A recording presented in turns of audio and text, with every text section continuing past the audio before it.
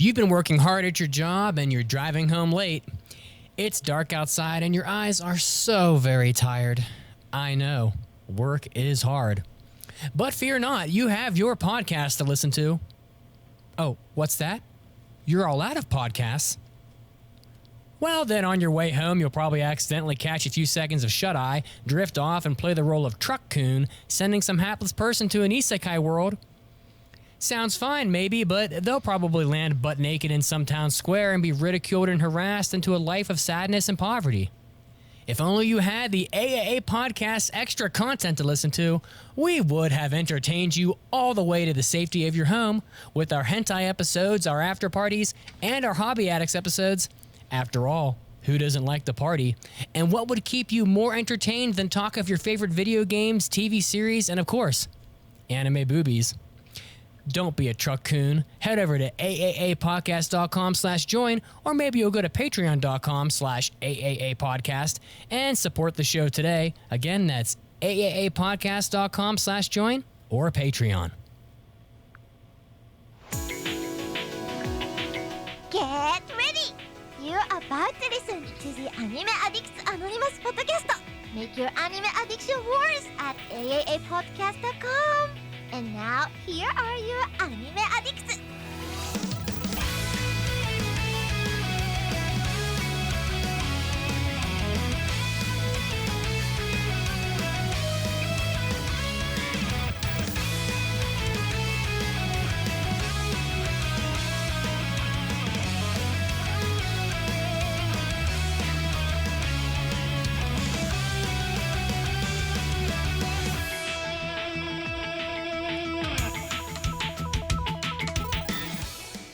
Hello everybody and welcome to the 611th episode of the Anime Addicts Anonymous podcast. That was the most chipper introductory ad of, I guess, vehicular homicide that I've ever heard. Anyway, welcome back to the AAA podcast, Hopeful Traveler.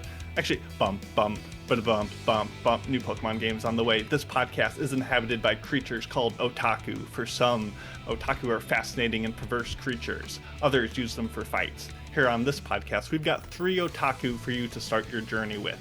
First, with a spherical white head with dark blue arrows on the side, we have Mitsugi the Oshawott. How's it going? I'm doing quite well. I am chilling out here in my hoodie. Oh, but not just any hoodie. It's a Capsule Corp hoodie because it's Capsule Corp or bust, motherfuckers. Represent. That's right. Yeah. Next Dr. up, Brief in the house. With beige plumage and the ability to rotate her head almost 180 degrees, it's Caroline the Rowlet. Wow. I have no idea what these mean, but okay. Hello. I am in a very comfy setting today with a very long sweatshirt and a hoodie. Are you going to show off your sweatshirt as well?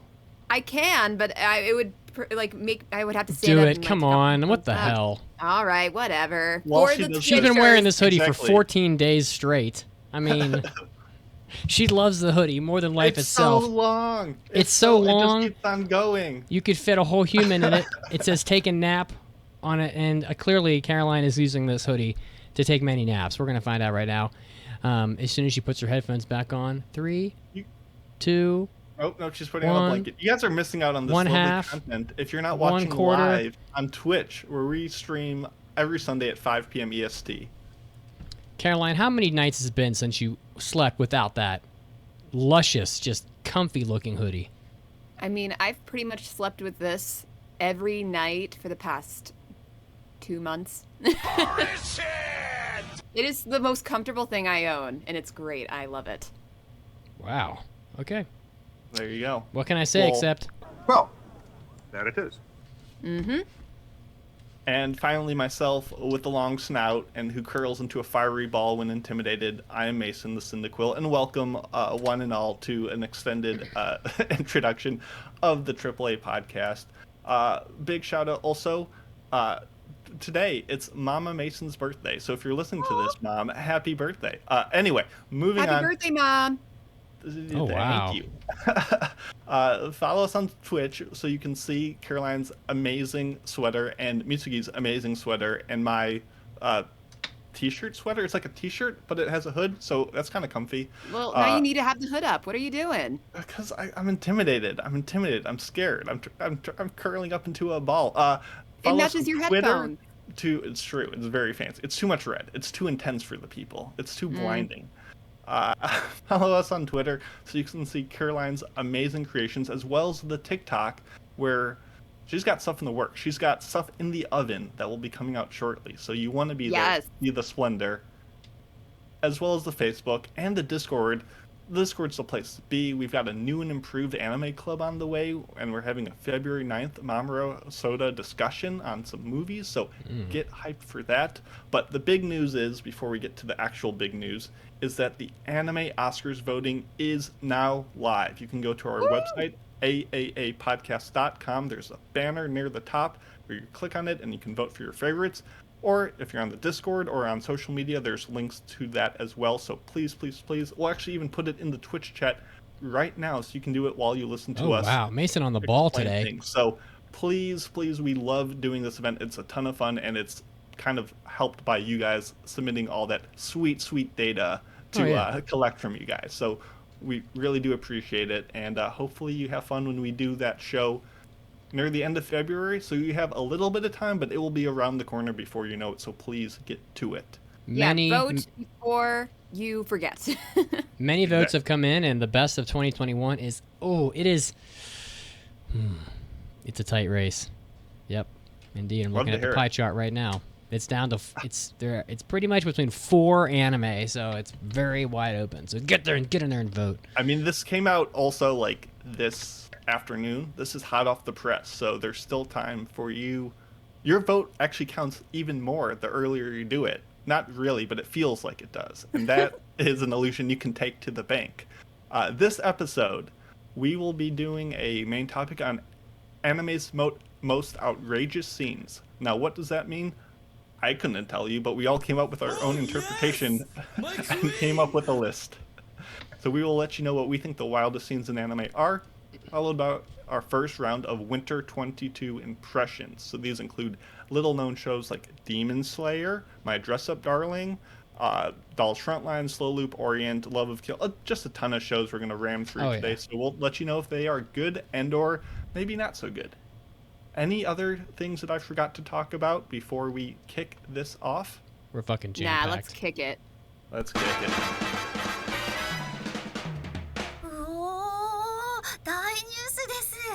It's time for big news of the week. Oh my god! Well, I had to throw this in here just because it's clearly the funniest thing that happened all week. During an Italian Senate meeting, a Zoom meeting, that is one of the highest levels of government in a major country. A fan hacked the video feed and put a CGI porn video of Tifa Lockhart from Final Fantasy VII, just getting absolutely just blasted.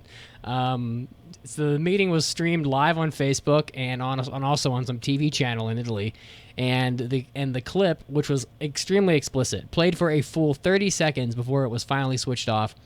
Those of you that get our show notes, again, if you AAApodcast.com/join, you can get a link to the video directly in the show notes if you want to see the video. Obviously not safe for work. So I don't know how this shit happens, but it is pretty wild.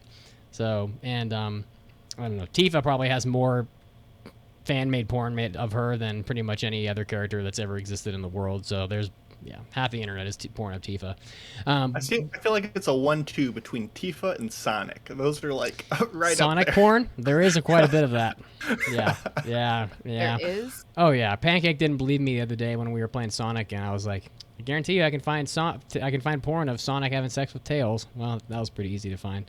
But for my actual big news of the week, there is a free Zoom webinar on Studio Ghibli scheduled for the 27th, which is this coming week on Thursday, and which is roughly when this podcast will come out. I'll try to get this out before that. Sometimes I can't do it because my house is destroyed. But the webinar is titled "The Women of Ghibli: Female Leading and Creating, Porco Rosso." So it is at 1 p.m. Greenwich Mean Time, which is a fancy way of saying 8 a.m. Eastern, so it's pretty early.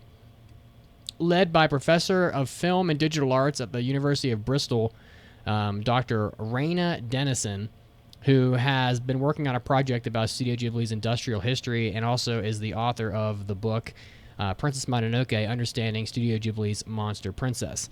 So I actually signed up for this webinar, and I will try to attend it probably during work while I'm working. So I'm not sure if it's a man or a woman, but they describe the event as, quote, Studio Ghibli and its most famous director, Miyazaki, are often praised for their strong heroines. Often described as a filmmaker with feminist leanings, Miyazaki's world of women has obscured what it has been like for women to work at his studio. In this talk, I examine the creation of Porco Rosso in order to investigate the roles women have played behind the scenes of Studio Ghibli, and this talk reconsiders the extent to which Ghibli deserves its reputation for feminism. To which I don't really know what that's supposed to mean. I assume Miyazaki kicks the shit out of all of his employees. So I highly doubt that, like, just because some employee's like a woman, that he doesn't like demand ridiculously high standards of them, you know? So, but I also know that in Japan, there are definitely women who work at like public schools that their job is essentially to serve tea all day. So seen it firsthand for years. So I don't know where this is going, but I signed up, and again, if you get our show notes, there is a link to join the webinar directly in the show notes, and I assume that they let anybody join because I joined probably like a whole whopping 3 days before and got in easily. So if you want to join, grab the show notes. I'll try to post a link on Twitch, and there you go. And maybe next week I'll have something to say about what they talked about. That's about all I had for this week. But let's be honest, what was more important, Ghibli or Tifa? You know, Tifa's more important. Let's be honest. So, all right, Caroline. I also have some Ghibli news today. So the Ghibli. U.S. cinema chain Alamo Draft House will be hosting a year-long Studio Ghibli. I can never figure out how I want to say it. Film screening event. So the movie theater chain, it's called Alamo. Why can't I talk? The Alamo Draft House. It's Alamo. I've never heard of them before, but they are hosting the Tales of Studio Ghibli film screening event at 21 locations across the United States. So it's going to be a year-long celebration, so I'm guessing you can expect them to have screenings of Studio Ghibli throughout the year. And then they also serve dinner and brunch with the screenings of, you know, like Princess Mononoke, My Neighbor Totoro, Kiki's Delivery Service, Porco Rosso, and Nausicaa of the Valley of the Wind. So they will sometimes also have themed brunches and dinners. So you can, if you live nearby a big city or a major city, there could be one near you and you could possibly enjoy it. But right now, the current listing screenings are up until June. So I guess there will be more in the future. So it seems pretty cool. There is an Alamo Draft House in Denver, not that far away, so maybe I will check that out. If you could go to one Ghibli film in theaters, you two, which one would you pick? Nausicaa. I've never seen it in theaters, and it's one of the more cinematic movies that they've got. You know, like, let's be honest, like grandiose action type movies are, in my opinion, are more well suited for theaters than something like Whisper of the Heart, which is an A+ movie, but can be watched just as readily, like, you know, on a laptop screen, because it's just doesn't have like explosions happening, and you know. But I would definitely take Nausicaa. Also, Nausicaa is my waifu, so. Well, I would want to go see Princess Mononoke, but I've never seen a Ghibli movie in theaters. Nice. Okay. Good selections. Both. You both pass. Great. Any answer would have passed, but that's besides the point. And I have the link on the show notes if people want to click on it and figure out if there's a screening near them. We've got links for days on the show notes. Many links on these show notes today. So many links. But people know how to look it up. They know how to Google if they want to. This is true. Well, my big news of the week does not pertain to Ghibli, but it does have a link to it, and it is that Viz Media launches the Shonen Jump store for the United States. While nothing really, as Mitt said this week, holds a candle to Tifa's political debut, Viz Media does have a small website up for you to get whatever type of merchandise you want pertaining to One Piece, Bleach, or the Shonen Jump brand itself. Most of it seems to be styled in the current streetwear trends, which I simultaneously know nothing about, and I'm not the biggest fan of, but if you have a hankering to lose $40 on a shirt or $90 on a hoodie, there's a place for it now. What I find interesting is that each season, the site will feature 2 manga capsule collections, which are like limited time items, and I'm guessing they'll bring more stuff to the store. So just like I talked about the DBZ sneakers a couple weeks back, if you like Shonen Jump, there's now a store that has officially branded stuff for you to have now and in the future. So you can check that out if you so want to. And link is in the show notes. And I think we can move on. I think at this point in my life, I think I would. I think, you know what? I'm gonna assign myself as the campaign manager, Tifa 2024 president. I am going to stamp my official support behind Tifa, and I will go to the ends of the earth for Tifa. I have decided. She made her political debut, and how many pull-ups would you do for Tifa? Literally, for Tifa. Literally for Tifa. I would do pull-ups until I was having to have physical therapy done because I destroyed my shoulder sockets or my elbow joints for sure. Well, there you go. That's devotion you can believe in. Yeah, for Tifa, honestly anything. I feel like you could ask 100 gamers that are around my age, and every single one of them would probably fall on a sword for Tifa. Pretty much. I mean, there's another character who fell on the sword in that game. So, moving on. Ah, yes. Wow. Spoiler alert. To our main topic 25 of anime's most outrageous scenes. This was an idea that Mitsugi concocted. Oh, yeah. Yes? No? And when you thought of this, what in your idea were you thinking of when you thought of outrageous scenes? Oh, that was a misplayed drop. Yeah. There's just some ridiculous scenes in anime that need to be remembered, really. And we discussed a couple of those not that long ago. And I think that they deserve to have light shined upon them so that the world does not forget.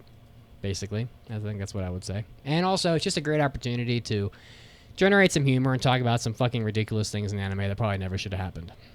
I feel like we all have very different ideas for the most outrageous scenes in anime, like ranging from what the frick just happened and holy shit, what just happened kind of thing. Like, it's a mix of like, what just happened, what am I watching, and why is this happening? I think we kind of cornered the market on every way outrageous could be interpreted. So I think we got the weirdly outrageous, and we have the holy shit outrageous.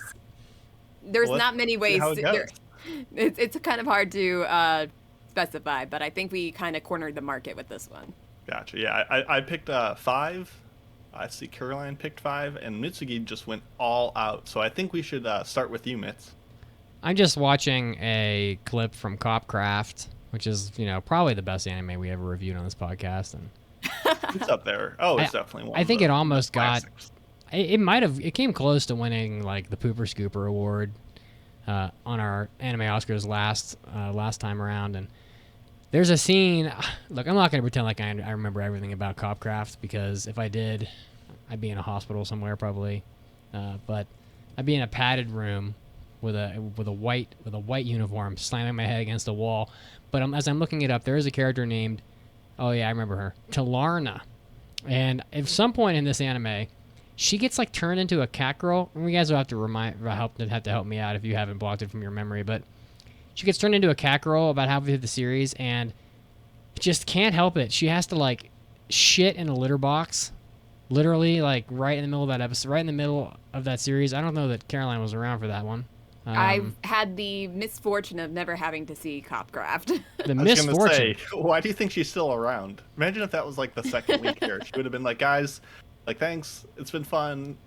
Thanks for all the fish. I think I'm done with anime for the rest of my life. Yeah, I think I'm gonna take an L on this one. she literally turns into a cat, and so she like swaps bodies with a cat. Is that what happens? And so the cat is in her human body, and it's like running around acting like a cat.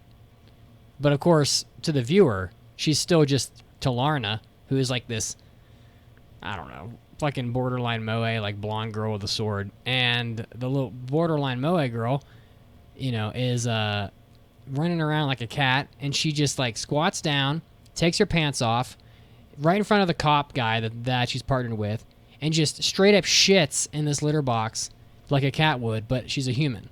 And she's watching herself do this as the cat. And I'm just like, most unbelievable fan service, aside from like her on her all fours like licking milk out of a saucer while her like, you know, vagina pushes against like her panties or whatever because she's like on all fours, and they have to give that to you because this is anime or something and you're a fan. And so it's just ridiculous fan service because you haven't lived until you've seen a cute girl shitting in a litter box. So, you know, I hope he scooped it afterwards. That's all I can say. So, I hope that was fresh litter. Copcraft. I'm so glad I got to see that through your lens. Yeah. I wouldn't watch really Copcraft, by the way. picture. I would. I saw the entire thing in my mind's eye, and wow. Yeah, I mean, it's probably worth watching the clip, but I would not watch Copcraft. And I'm the one that picked Copcraft for reviews, so you guys can ridicule me deeply for that, but I will say it hit itself very well. So, who wants to go I feel like next? at some point we can like make a list for each of us, the biggest L's that we ever passed for podcast reviews. Oh my god, that would be easy funny to do. That would be really easy. Okay, who thinks they can follow that one up? Well, in the term of like just like weird and I guess the only thing on my list that would be able to compete even somewhat to that would be the scene from Humanity Has Declined. And for all of my picks, for all of my picks, I have links to YouTube videos. Oh my god, that really? Tell you what I am. Yeah. I told you it was a linky. Fantastic. thing. Caroline, get the Yeah. show notes, people. Subscribe to the podcast. Get the show notes. You can see all of this and just fuck your mind up. Honestly, that's all I can say. Okay, so back to Humanity Has Declined. And I feel like anybody who has seen this show knows what scene I'm going to talk about. A lot of weird things happens in Humanity Has Declined, but even people who have not seen it have probably seen this really weird meme of an animatronic piece of bread. So I can't pretend that I remember everything about Humanity Has Declined because a lot of shit happens in it. But basically, the main character is talking to this robot bread slice, and they're basically talking about ways to supplement food sources with, you know, fake materials, and because they're running out of food, they just need something. So this piece of bread is showing her what's going on and how they are making bread, and he's basically telling her to eat him, the animatronic piece of bread. And then he puts his hands on his bread slice head.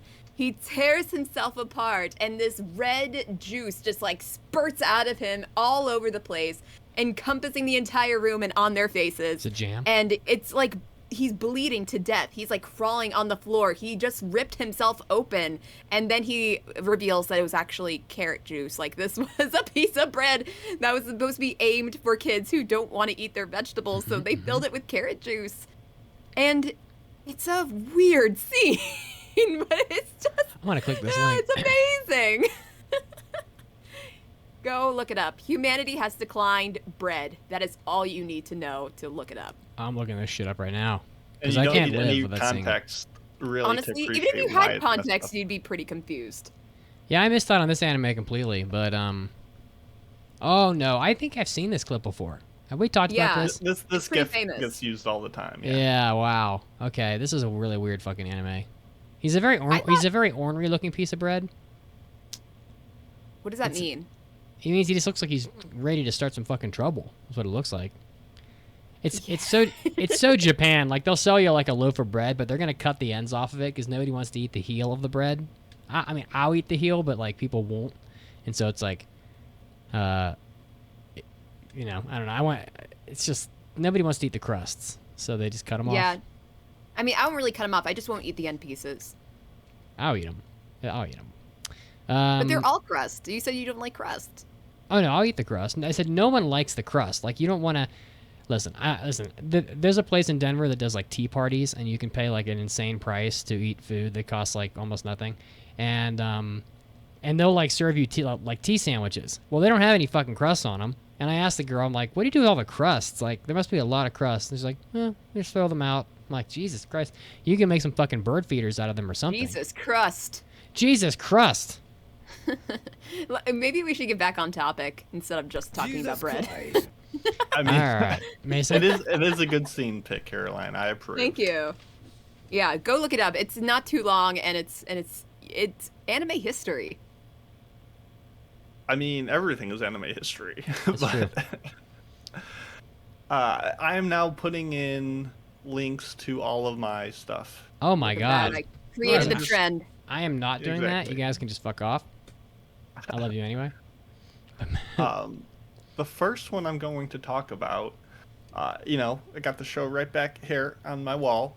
It's got to be Fooly Cooly Episode 1, the manga scene, where the already hyper-energetic and obtuse show that is Fooly Cooly, especially your first watch when you're trying to make sense of what's going on, like a sleepy Naoto goes downstairs where he is like accosted by his father and grandfather and their new, let's call it live-in maid, Haruko, and all of this is explained in like rapid fire like manga panels. Even though it's an anime, it's like a manga within the anime, and it's flying around but it's still animated, and there's just so much on screen, and it's all zany and wild despite being black and white, and the way it just like takes the energy of the series and like compresses it into this like short like 2-minute sequence is just wild. And that's where I find most people are like, I don't like this. I don't know what's going on. This is like those scene that like pushes people over the edge, and it's great, and I love it, and it's a bunch of fun,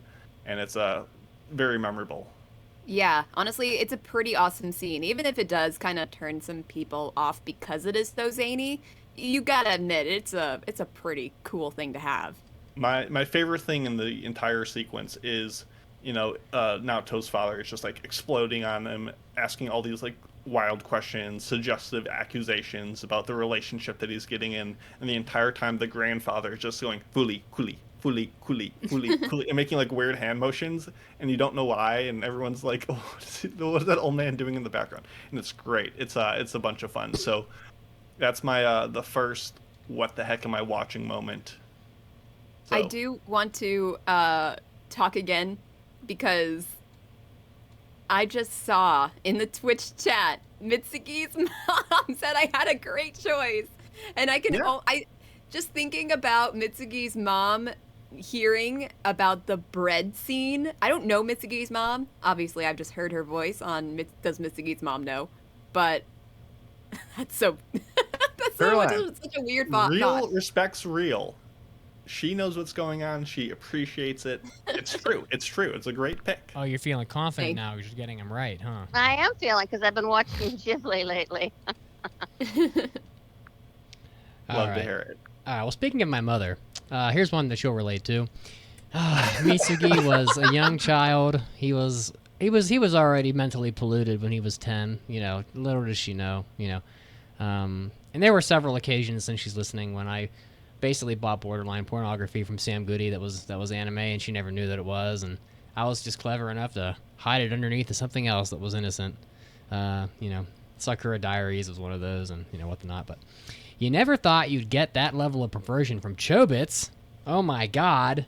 So here we are, Mitsugi and his mom watching Chobits. She's seen all of it, and there's a scene. Chi is the Persicom in Chobits, and Chobits is a clamp anime from like 20 years ago or whatever, and he finds her in a dumpster, and she's about as cute as any anime character will ever be. I mean, she is just a gem, and he's sitting here, and he can't figure out how to turn her on.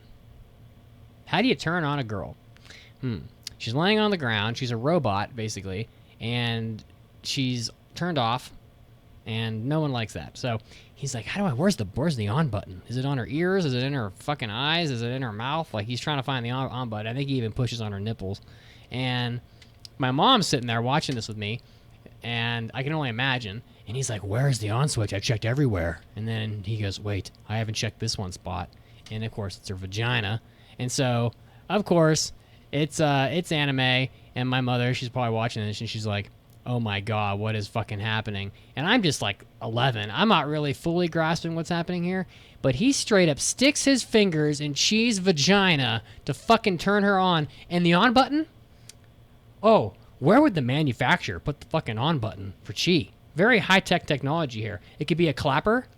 You could just clap. You could, like, fucking do some shit on her fingers or whatever. I don't know what you do. Do it in her little ear cuffs because she got little, like, robot ears. No. Let's stick my fingers up her vagina and turn her on as if the viewer isn't going to get what's happening. Well, a little 12-year-old Mitsuki didn't really maybe fully grasp what was occurring at that moment in time, but my mother, sitting 5 feet away, goes, holy shit, he just stuck his fingers in the most sacred of areas, and she comes to life, just like that.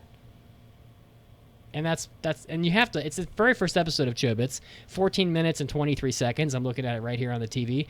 Maybe I'll even post a picture for you on the Twitch. But he fucking fingers Chi, turn her on, and my mother watched it, and she didn't say a damn thing, and she knew damn well what was happening. But... well, what can you say in that situation? Oh, I don't know. I never got That is like so many of us decide to watch a show with our parents, and then here comes a sex scene in a show where you were not expecting it, and then you're sitting there awkward with your parents. This is on a whole nother level because you are only 11. That's so it's bad. fucked up for sure. That's better than when you're like, oh, mom, I'm really enjoying the show. Watch this next episode with me. And you, like, talk it. Like, you could at least pretend if it's episode 1. You're like, oh, I've never seen this before. Like, oh, I'm not into this. But, like, that at least you could have, like, rolled out. But you continued it. You guys are brave. I appreciate that. We watched all of Chobits. It's not really a bad anime. It's just, No, but you got through that initial stumble. You cleared the first hurdle, and then you were home free. Well, I don't know. I mean, my mom watched it. She didn't bat an eye. So there's a picture I just posted. Maybe she was just, like, staring just, like, off into the right of the TV, and you're like, wow, she's really watching that. And she's just like, just pretend like I'm watching. Don't look. Don't focus. Don't make eye contact. She was probably wondering what the hell else was going to happen in that show because that was only the first episode. Yeah, she didn't know how tainted you were going to become. Yeah, I think that's probably the worst thing that happens in Chobits, though, to be honest. True. Okay. Anyway, what is next, guys? Where are we going to take this magical adventure from here? Well, my next one is not nearly as insane as Humanity Has Declined, but it is the second most insane thing on my list, which, I mean, I don't really have, like, insane things on here, but anyway. So, are you familiar with the classic story of the Count of Monte Cristo? Of course. Fantastic book. A lot of people have read it for school. It's been adapted to death, including an anime for Gankutsuo. And it is a very special anime. It's in a style that a lot of people might be a little turned off by, but a lot of people also love the style. It's a very good show, to be honest. But one of the things that surprised me when watching it is that towards the end of the show, they get in a mecha fight. The mecha fight that happens in the Count of Monte Cristo. You know the one. It's fucking bizarre. It is bizarre. And the best thing is that it's in CGI, so of course it is. But it is not great. I mean, it's been a while since this has been made, and, you can't, It's gonzo. It's a gonzo. Yeah. You can't default, or, default it? No, what's the word? You can't fault it for that. That's the word.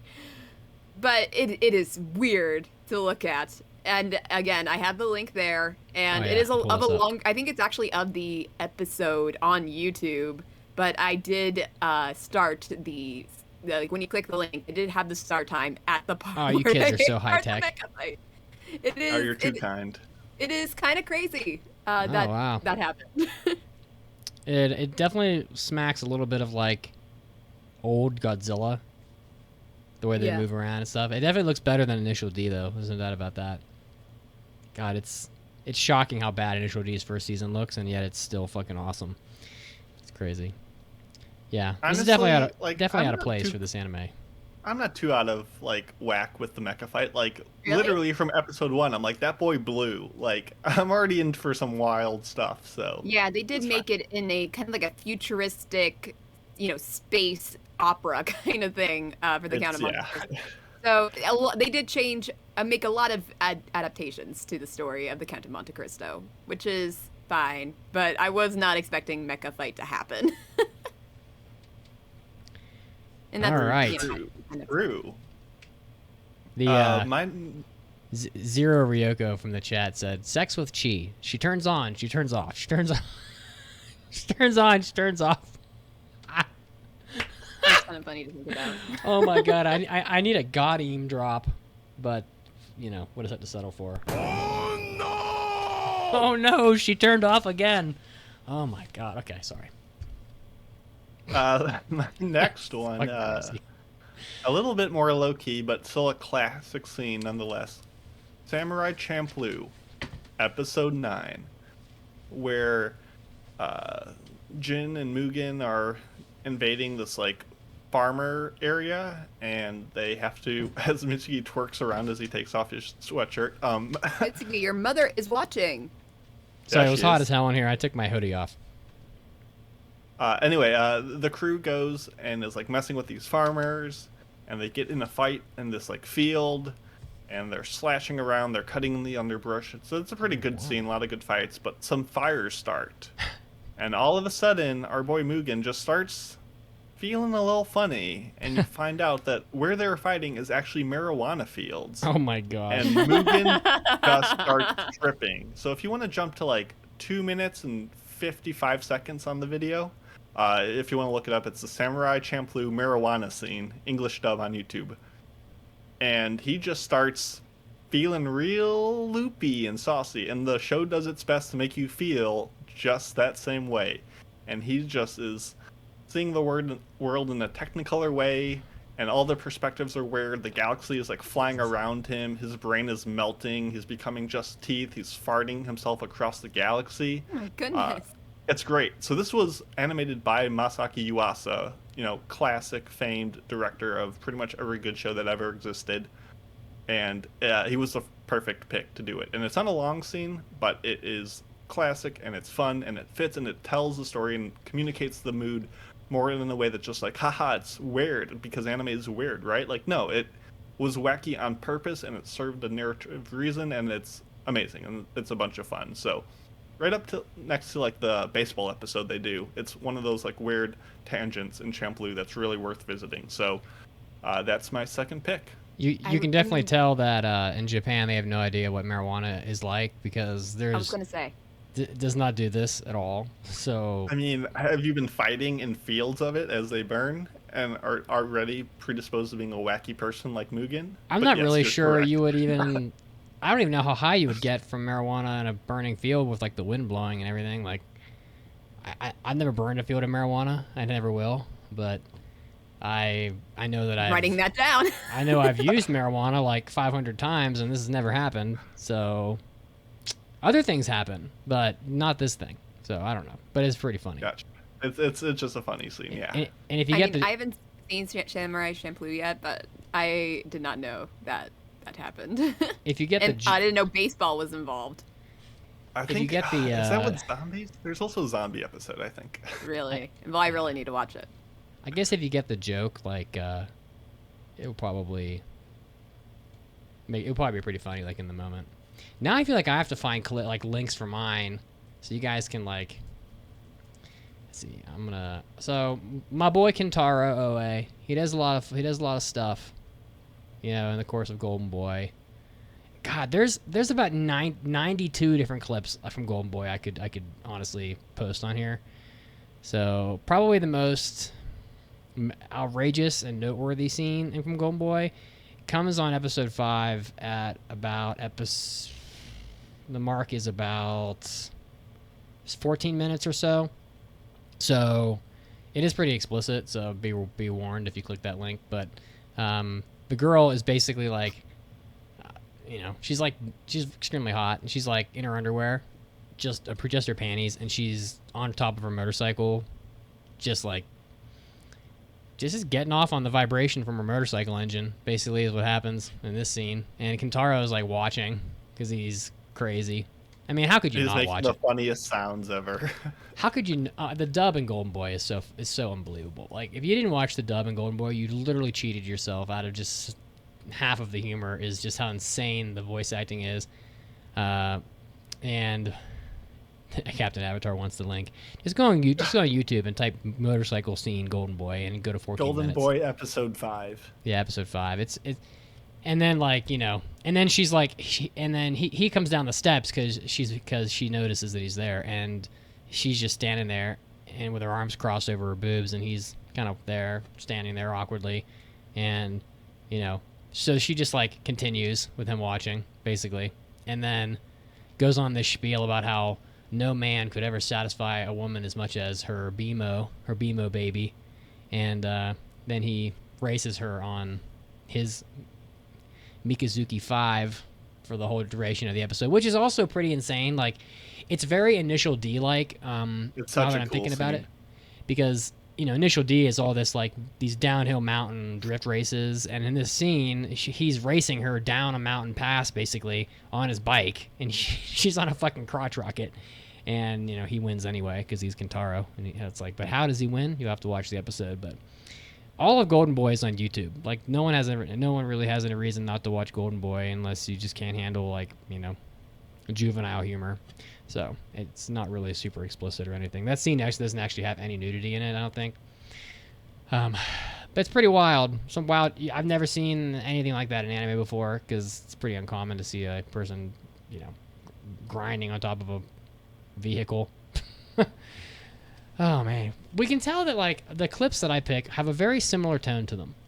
It's like Yeah. There is a pattern. It has all been, yeah. You know what? I just have to apologize in advance that Most outrageous fan service scenes. No, but listen, we are cornering the market. We all have our interesting choices in terms of the most outrageous anime moments. So I think it really is going to appeal to everyone. Okay. Let's hope so. Let's Though hope. my next one might encroach upon There Mitsuki's her. What? Sorry. Just go for it, Caroline. Oh, okay. So we are getting a little less insane, but a little more gruesome, because I want to talk about one of the most gruesome scenes in Re:Zero Season 2, the murder rabbits, as I like to call them. Oh my god. So in one of the situations where Subaru finds himself dying again, because that's all he ever does is just die and come back to life, he encounters a little bunny rabbit, and you know, cute. I love bunnies. So he goes to reach out for the bunny, and then in a mere instant, his hand is like chopped off. Like this bunny took off his hand and is chewing on his finger. So of course he's like screaming and wailing in pain, but then he realized that he is slowly getting surrounded by thousands of these rabbits, and they are trained on him. And then they pounce. They attack him. They are ripping him apart, taking off his limbs, eating his insides, and he is experiencing it all until the moment that they reach his brain, and he is just wailing in the most unimaginable pain, and it is so, oh my god, when I watch that, I'm just like, I'm like hiding behind my fingers. It is just a gruesome scene. Yeah. And he gets his day that is fucked why it's up. on this list. Oh my god, I don't know why people are giving him such a hard time. I find him to be a pretty good main character, to be honest. Oh, I like Subaru. Yeah, he's fine. I mean, he goes through so much shit. It's like you try to get eaten by 500 rabbits. Like he literally has a mental breakdown every 5 episodes. I'm like, how are you doing it only every 5? I'd be like, how are you just not in a catatonic state constantly? Yeah, honestly, I kind of wanted more of that from Re:Zero. Like, I don't know. I enjoyed the rabbit scene. I was like, fuck, this is fucked up. But like secretly, I loved it. So you know. But yeah, that is pretty messed up. That's probably the most gruesome thing that happens in that anime, for sure. It's a pretty bad. And way again, to die. you can watch it with the link. You can relive the magic again. Relive the magic. And again. You can re-rabbit. Jesus. To your heart's content. All right. Mason. Yeah, so obviously if you're talking about outrageous zany things, you've got to mention one of the masters of it all, which is Ikuhara. And I was like, ooh, which Ikuhara work does it the best? They're little penguins and penguin drum. Is it Utena turning into a car in the movie? Oh yeah. But I think gotta go with the very recent, the very sing-songy Sarazanmai and the Kappa songs, where these adorable children turn into even slightly more adorable Kappa and then defeat these anthropomorphic manifestations of like personal like internal turmoil by sticking things up their butts to vanquish them while they sing songs about the horrors of Amazon and all sorts of corporate entities being bad. So it's like the most feel good thing that you're just like, I kind of get what's going on, but I don't. And it's weird, but it's fun at the same time, and it kind of makes you clap your hand. And there's lots of sexual undertones, that's certainly there, as well as some like meaningful lessons along the way. So yeah, the Kappa songs from Sarazanmai are wild and wet and fun. So we're going with that. I'm going to have to rewatch that scene. I mean, there's one of those like every episode, so you're in for a whole whole bunch of pleasure. But yeah, I picked I picked the cardboard one. So if you want to go to YouTube and look up Cardboard Zombie Sarazanmai from the Crunchyroll collection, it's like a 2-minute video of them doing their iconic song and dance. It's so catchy. So I think we'll just do one more each. So for my next one, I'm gonna have to cross out a few of these. Do you think? I'm sorry. Go ahead, Caroline. I just had a thought. Do you think Yeah. there will be a Sarah's on my stage musical? God, I hope not. Sorry, I just want to throw that thought out there. It would work fine. Sorry, but, you go ahead, yeah. Mitsuki. Yeah, it's all good. There is a scene in Devilman Crybaby. There's a lot of crazy scenes in Devilman Crybaby, but I can't really find a good link to it though. Like at least not spare the moment. I'm trying to do this on the fly. Well, yeah, it's Netflix, so they're pretty good about that kind of stuff. Yeah, I guess. I did find part of the clip, but not the crazy part. I'm actually still watching the clip per minute from Golden Boy because I'm addicted to this anime, even though it's only like an hour long. I think it's more like 3 hours long. There's a scene at the beginning of Devilman Crybaby where they go to the Sabbath party at the nightclub, and it's full of like demons and stuff, and it's just fucking insane. Like it's halfway through the club, like the demons decide to transform from their sexy human form or whatever they're in, and just like go hog wild on the humans that are in the nightclub. Yeah, I think that's what happens, and like just a variety of insane shit happens. If you haven't seen Devilman Crybaby, I really can't do this scene justice. You have to go watch it on Netflix. Terrifying. I mean, we're talking about like breasts, like just bare breasts out there for the world to see. It's Netflix; they don't give a fuck. And the breasts like just open up and form like, two sharply toothed mouths on each titty, and then they just like extend like Stretch Armstrong, and the titty mouths just start biting the heads off people, just like like ripping them off like dandelions, and then just slicing their fucking bodies like ribbons. It's absolutely insane. If you haven't seen Devilman Crybaby, it's just the body horror in that scene is pretty solid, and you're never gonna see titties bite off a man's head ever again, probably. I don't know how that even like occurs in life. I don't know. I guess somewhere it happens probably, but I've never been there. But if you ever want to see a man get his head bitten off by a pair of titties, Devilman Crybaby, I think it's episode 1. Is where you need to go for that, and it's definitely crazy. There's other crazy shit that happens to Devilman Crybaby. He has like a wet dream at one point, and like just fucking my God, that was coats the ceiling of his room with cum. Like he must cum 5 gallons because it's just like dripping like stalagmites off the ceiling of his fucking room. Stalagmites, stalactites, I don't fucking know, but like it will be once they like keep dripping and harden, in place. He's gonna have like a different kind of surfacing other than like popcorn spray or whatever on the roof of his bedroom, but boy, it'll smell bad in there. All right, and that's all. That's it for me. Runner-ups. Nobody does sexual horror like Devilman Crybaby. It's just sexual horror. Let's see here. Runner-ups for me were the gravity-defying titties in High School of the Dead, which is pretty noteworthy and worth checking out. The Rock Man drinking the blood out of the dude's dismembered arm from Ninja Scroll. That was pretty intense. I'll never forget that. And the handlebar robot chick from Goku Midnight Eye that shoots lasers while being ridden by a midget guy butt naked. Yeah, it's pretty awesome stuff. So, pretty weird 80s shit. And that's about it. Mitsuki out. For those wondering at home, it's stalactite. If it's from the stalactite, ceiling. thank you. Yeah. Keep it tight, so should I baby. just run through my last two and move on, or should? Yeah. Just be quick. Okay. Because these are a little less outrageous, but it still kind of made and what's the word? I'm so sorry. It made an impression on me when I first watched it. So we got A Silent Voice, the balcony scene, and I don't want to spoil anything that happens in this scene because it definitely, if I were to talk about it in specifics, it would ruin a large part of the movie.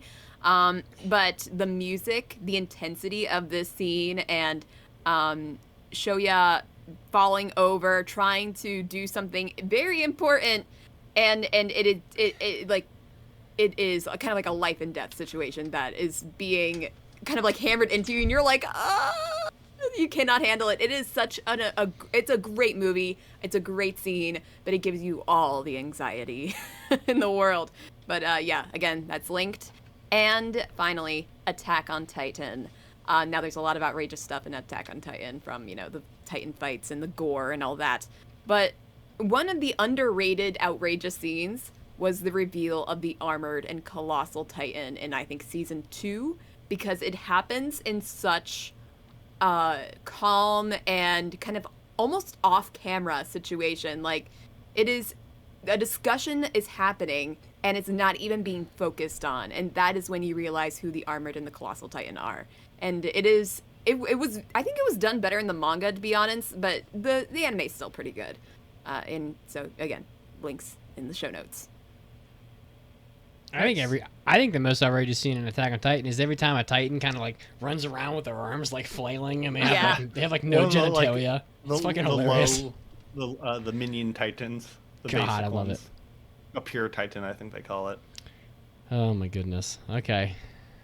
All So right. for my Last but not least. outrageous scene, there's a lot of great, like, just generally like outrageous shows out there. A lot of like surreal comedies like Pop Team Epic, Take You, Olympia Kyklos, Bo, Inferno Cop, like stuff like that. Like, it's chock full of outrageous things, but you expect it because they're zany comedies. But the outrageous thing I want to talk about last is Paprika. Classic movie by Satoshi Kon, and I would say the entire thing, just all of Paprika, from moment zero to the end credits, it's just full of just the most wild, dream-inducing, not nightmare fuel, but just you're never really sure what you're watching, and it's amazing and it's beautiful. And if you've never seen Paprika, obviously one of the big inspirations behind the popular movie that I'm blanking on that starts with Inception. That's it. It's just wild. It's all in dreamscapes, and it's messed up in all the best ways. One scene that comes to mind is the guy who like puts his hand through the lady's like belly and then like pulls it up through. Like, it's not gory. It's just like so unnerving and wild, and you just feel every like cell divide as it happens, and it's spectacular. So Satoshi Kon, one of the all-time greats, and Paprika is the wildest of rides possible. So yeah, check that movie out. It's a good time. Well, this was a fun topic. I feel like we have even more outrageous scenes we could possibly talk about in the future. Yeah, we were trying to keep it low key. Yeah, but I'm sure everybody would love to discuss their own outrageous anime scenes that they love on our Discord, and tag us. It's true. That's so true. You should share links and clips and GIFs all in the Discord. We love to see them. And know which ones we missed. Well, let's have the in-show weekly trivia question before our news break. In the anime Orient, a winter 2022 instant classic, not my words, somebody else's, what is the name of the group of people that are sworn to hunt and destroy demons? And we'll give you the answer up next.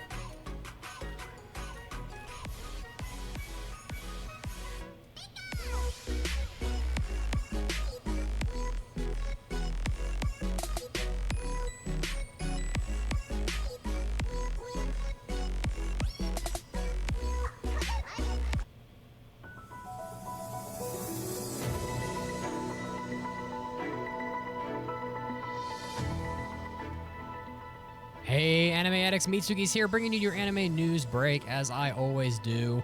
Starting us off with a manga that is resuming serialization, but only for a short time. The slice of life comedy manga You and Me, or Kimi to Boku, has been on hiatus for about 2 years and 10 months, but it looks like it's set to resume serialization. However, it will be concluding in the magazine G Fantasy's April issue on March 18th, so it won't be back for long, but apparently it's coming back at least to wrap up the story.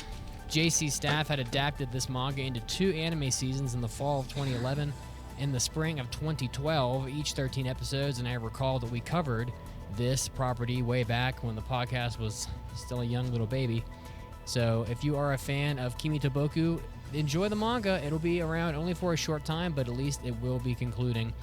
Next up, a couple anime coming out. The manga Ben Dia Saito-san Isekai ni Iku gets a TV anime. It is an isekai anime, as you heard in the title. In English, Handyman Saito in Another World. This manga is in production.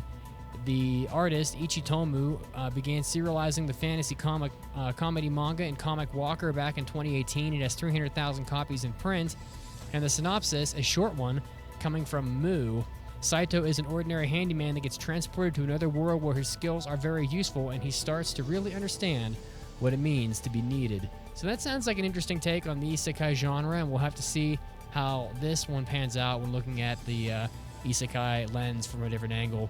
And next up, another anime is going to be coming out, a light novel, Kami ga Game ni Ueteiru, or God's Game We Play. This light novel is getting an anime as well. In the synopsis, the Supreme Gods had too much fun, had too much free time creating the ultimate brain games play of the gods. Former goddess Lechi awoke from a long slumber and declared to the world, "Bring forth the person who is the best in games in this era." And Faye, a girl, is nominated to represent humanity as, quote, best rookie in recent years. With the game of the gods about to begin between the two, the two may be a little bit too difficult, as there has yet to be a victor throughout humanity's history. So we'll have to see if this new no game, no life sounding plotline or some sort is going to be good, and we'll see when this comes out here later on, I assume this year. And lastly, in our news today, overall in the Crunchy Awards this year, there were 39 different anime series nominated across 20 different categories, which include a lot of the typical categories you'd normally expect. And the anime of the year that were nominated were 86, Attack on Titan Final Season Part 1, Jujutsu Kaisen, Odd Taxi, Ranking of Kings, which isn't actually finished yet, and Sunny Boy. So if you are a fan of the Crunchy Awards, I hope they're less cringy this year than before, and we will have to see who is crowned the best anime of 2021 from Crunchyroll. And this was Mitsuki. This was your anime news break, and now, as always, it's time, you guessed it, to get back to the podcast.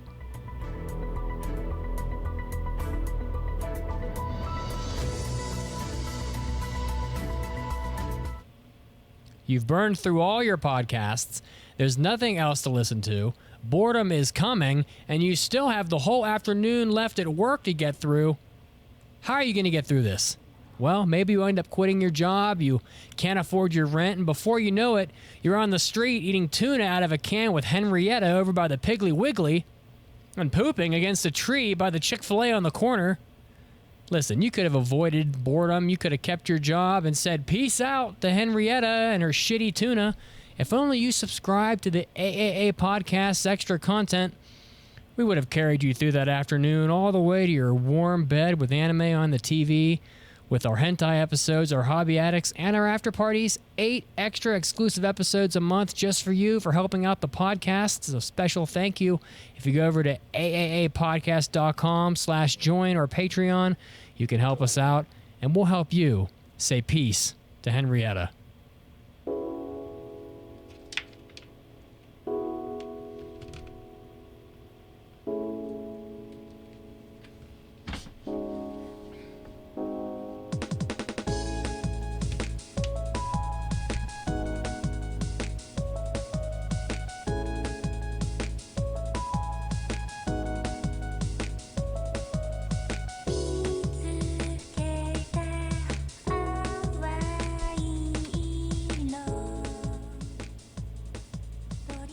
Welcome back to the podcast.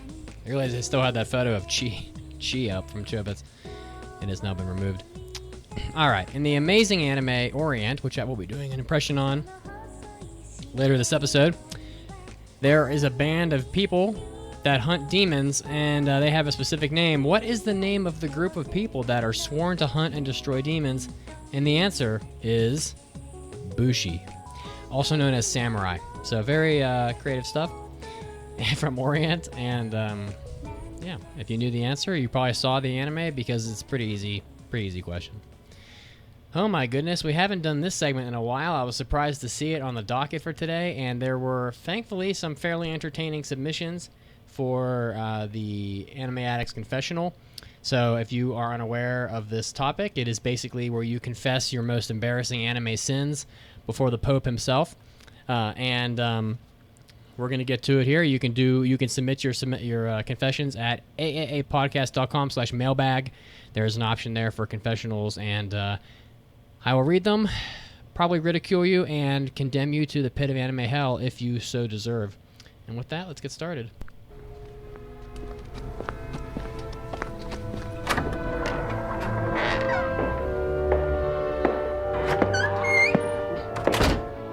All rise for the Pope.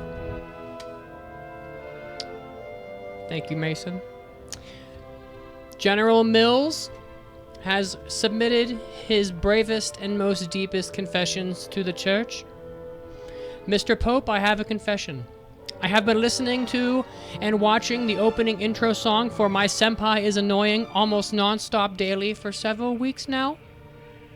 At first it was a healthy relationship, but it has quickly degenerated into one of codependency. Not only am I watching it on the toilet, but on the bus during my commute as well.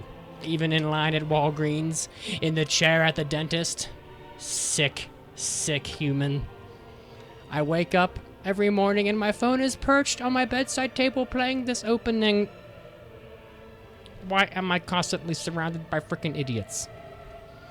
Sometimes I wake up in a cold sweat and go to the bathroom to wash my face, and I end up washing it over and over again until I fade to sleep. I'm not really asking to be saved. The pit of hell awaits us all, but I cannot live like this anymore. This is a cry for help. Well, General Mills, I actually I admire your courage, and your cry for help has been heard. Please see me after our sermon for extra floggings. I believe there is hope for you, though. You have recognized your sin. Black Forest Gummy Bear also writes, one of my friend's brothers who was 15 bought 3 or 4 anime body pillows. They were all unclothed. Also, this kid had very strict parents. My friend knew he had them, but his parents were oblivious to the whole situation. Until a month later when his mom was ritualistically shaving his testicles. Oh, gross. Sorry, it's Say that. We're just ad-libbing here. all right. Until a month ago when his mom was cleaning his room and found them under his bed. His brother had Life 360 and was at a friend's house. His mom drove over there and made him leave. When they got back, his mom turned into Chris Brown and he turned into Rihanna. Oh. As of 6 months ago, he's still grounded. The incident happened 2 years ago. I can't do anything with friends. The kid can only eat, sleep, and go to school. Wow. So, I think he's been punished enough, honestly. So, but I really need to know what characters were on said body pillows. Were they moe characters? I need the info, okay? Ooh, I wonder what happened to the body pillows. Did the mother burn them? Well, I don't think those things are cheap. Let's look it up. Anime body pillow.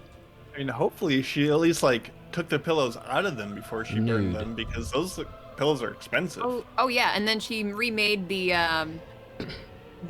outside of the pillow to be Live, Laugh, Love or something. Live, laugh, anime. All right, so you can go to anime. You can go to anime.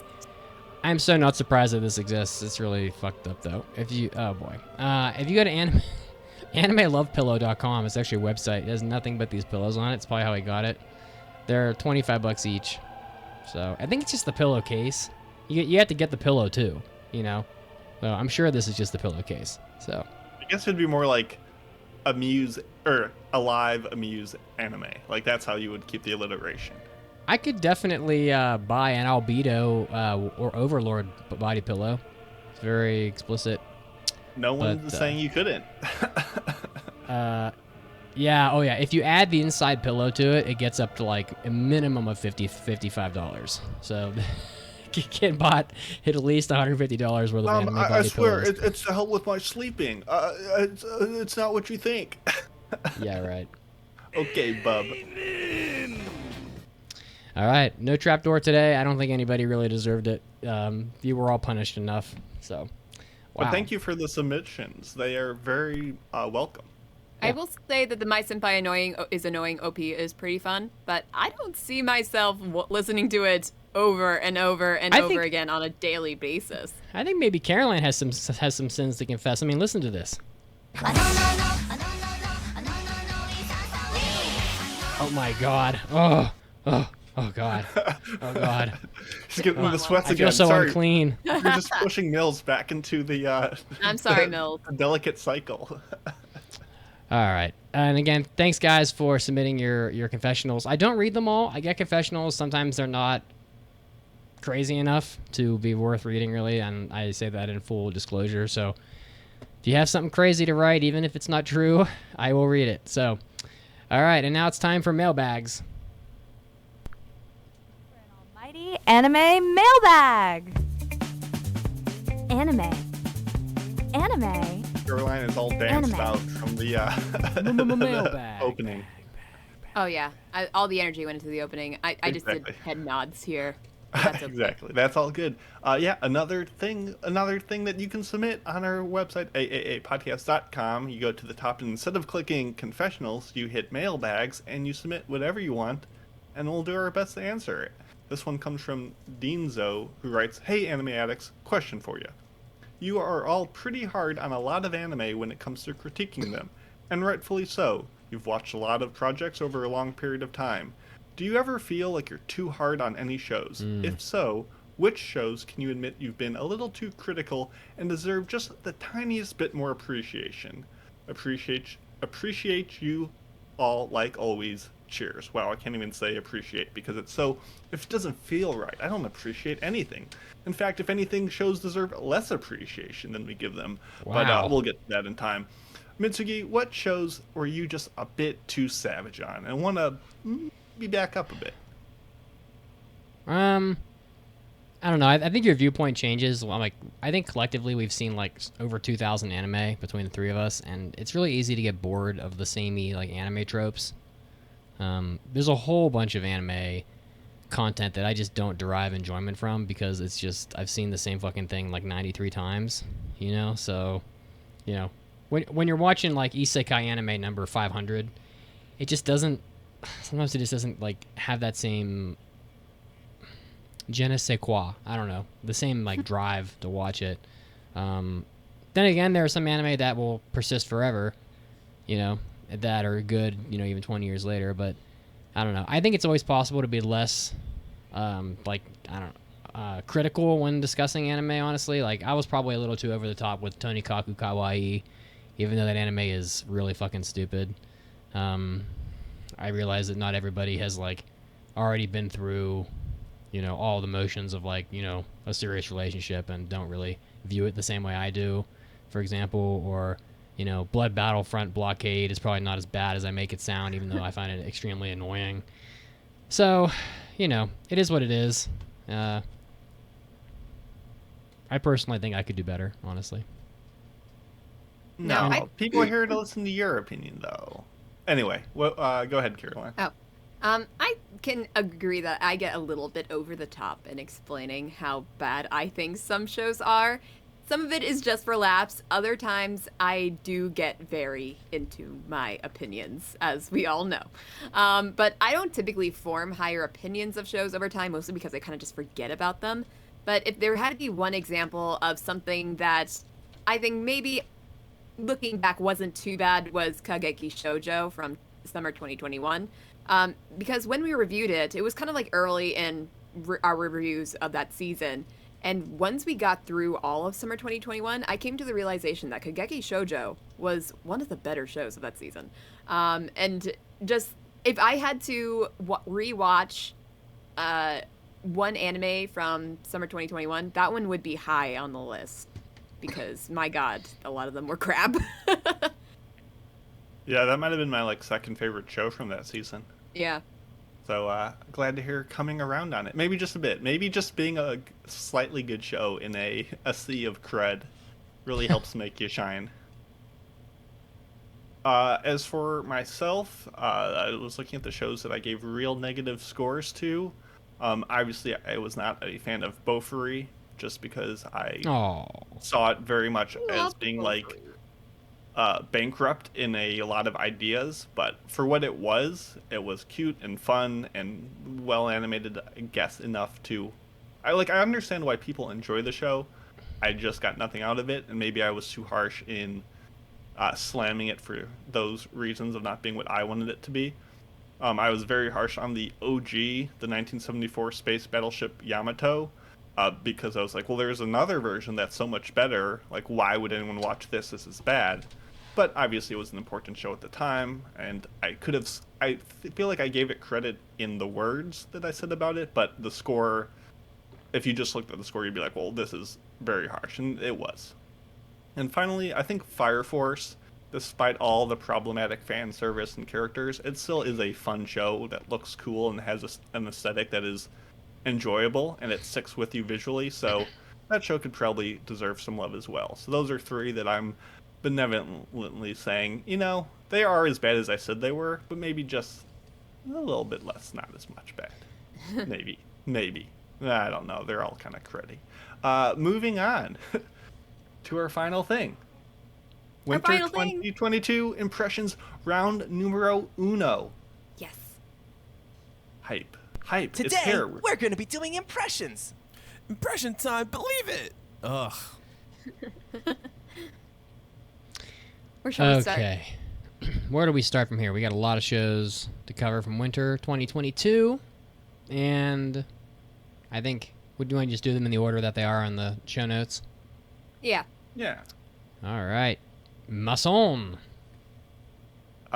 First up, let's just get this one out of the way, is Dolls Frontline, aka Girls Frontline. And I'm not sure why it's called Girls Frontline, because dolls is also an English word, and it is said dolls and written in the katakana for dolls, so I don't know why they went with girls, but one of those two, whichever way you find it, is on Funimation. It's done by Asahi Production, and it's based on a video game, a gacha game. The setting is 2045, it's World War III, and the scantily clad legions of mass-produced, essentially love dolls are fighting in the battles. And this show, props to it for what it is, but it jumps right into it. They know the people watching the show is only to further appeal the gacha game itself, and no one is really stumbling in I wonder what this introspective war show is. No, it's for people who play the game. They want to see their favorite waifus animated, and that's what this is. And it's really just full of the most common elements of the military genre, and it doesn't develop any stakes with the viewers. It brings nothing new to the table. It's it starts off with a raid on a building, and you can envision it in your head because you've seen 1,000 shows like it, and the show does nothing different. So you've already seen the show 1,000 times. It's very by the numbers, apocalyptic war drama. It feels very Studio B Train, if you know what that is. So that's the kind of quality you're getting. It's girls, there's guns, there's just a little more prosthetic and robot-y than usual. I will say the OP of the show goes way harder than it has any right to. So watch the opening to Dolls Frontline. It's a banger. The animation is pretty slick and stylish, but the show, besides that, there's not much there. So I will be failing Dolls Frontline to literally nobody's surprise. How about new? All right. And Tom Brady has made a insane comeback, and your roommate's going to lose his money. Yeah, I'm hearing him in the background. Your poor roommate, Our he's Discord call. going to lose his money. What was it, thousands of dollars you said? That's ridiculous. That's I not can't good. believe he would bet that much. I bet he probably didn't. Anyway, so I'm going to do my next, yes, Demon Slayer Season 2. So the first thing you need to know about Demon Slayer Season 2 is that you have to watch the interlude / Mugen Train movie to really understand what the hell is going on with Demon Slayer Season 2. But what is Demon Slayer? Demon Slayer is a UFO table anime, so you know it's going to look really great. UFO table and like KyoAni are probably, I don't know, given KyoAni's setbacks, UFO table is probably like top of the world in terms of like animation quality. Their budget, it just seems to be insane. For an anime like Demon Slayer that you know is going to make $4 trillion, it's probably definitely insane. So the director is Haruo Sotozaki, who is, I assume, let me see here, he was the director of the original Demon Slayer as well, so, and also Mugen Train. So, and this pretty much starts off right at the end of Mugen Train. So, God, it's really hard to discuss anything about this without like spoiling Mugen Train, because like the half of the first episode of season 2 is literally Mugen Train. So, you know, skipping all that, they're all. I'll be vague, I guess. I don't know. They're mourning someone died, and they're all like really sad about it. Basically, oh my God, and So basically that's what happens in the first half of the first episode. Tanjiro goes to the home of the person who died and is, you know, his family is like obviously really distraught. And so we get like that whole, you get to see some of like the family dynamic, and you get to see more about the father and, you know, et cetera.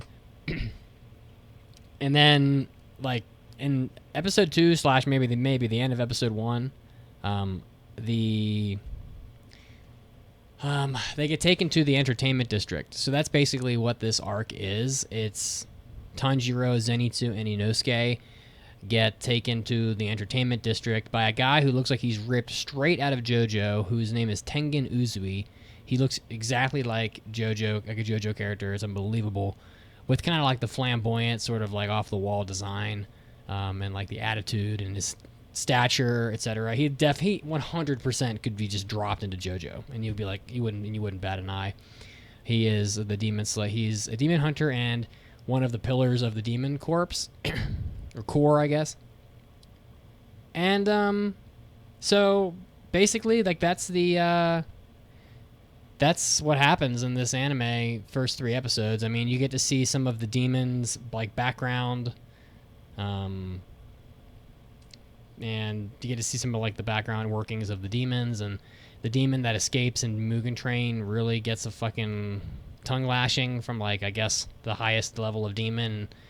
I don't know, honestly, it's pretty weird. Like, this anime still looks phenomenal, but it just doesn't have the same sort of punch that the first season had. Like in the first season, Tanjiro's like running through the fucking snowy forest, and people are, you know, his family's getting killed, and there's blood everywhere, and he's fighting for survival, and his little sister is, you know, in a comatose state for the most of the time. Yeah, she's happy to live in a wooden box, which is pretty weird. And you know, it has like a certain. By the way, your roommate did not lose his money. So yeah, he's going nuts downstairs. I have my mic muted. I thought I saw that the one team that he needed to win fumbled, but I guess I read that incorrectly on NFL.com.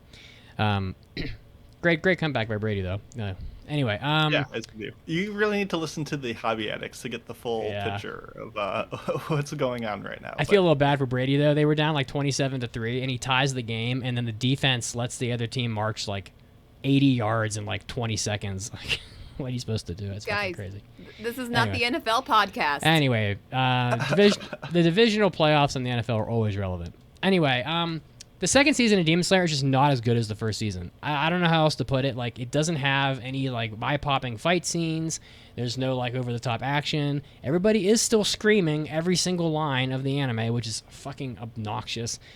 I had it like on fairly low volume last night, and Pancake's like, turn the fucking volume down. Like, they just will not shut the fuck up. They always scream. So, you know, it's I'm gonna pass it anyway. Like, I mean, if I don't pass it, like, it's going to get listener picked anyway, and I think it'd be more fun to have not an obvious choice in the listener poll. It will be the best looking anime of the season. I don't think it does not seem to be as entertaining as season 1 of the anime. And if it was named anything other than Demon Slayer, I would probably question passing it just because not a whole lot happens and whatever, I don't know. So, but Demon Slayer will pass, because you would have picked it anyway.